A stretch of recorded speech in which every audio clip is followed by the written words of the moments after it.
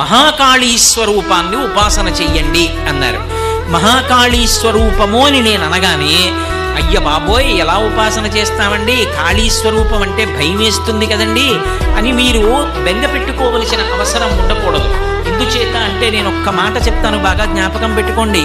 ఆ మహాకాళీ స్వరూపాన్ని ఉపాసన చేసి రామకృష్ణ పరమహంస జ్ఞానం పొందలా?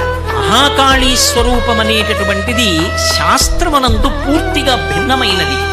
నేను మీతో ఒక్క మాట చెప్పాలంటే, పకపక పకపక నవ్వుతూ తాంబూల చర్వణం చేస్తున్న ఎర్రటి నోటితో ఇక్కడి నుంచి ఇక్కడి వరకు నవ్వుతూ దంతపంక్తి కనపడకుండా ఇంత పెద్ద బొట్టు పెట్టుకుని త్రిశూలాన్ని కిందకి దింపి పట్టుకొని పచ్చటి పట్టుపుట్టమో ఎర్రటి పట్టుపుట్టమో కట్టుకున్నటువంటి తల్లి కనకదుర్గమ్మ ఉన్నదే, ఆమెయే మహాకాళీ స్వరూపం.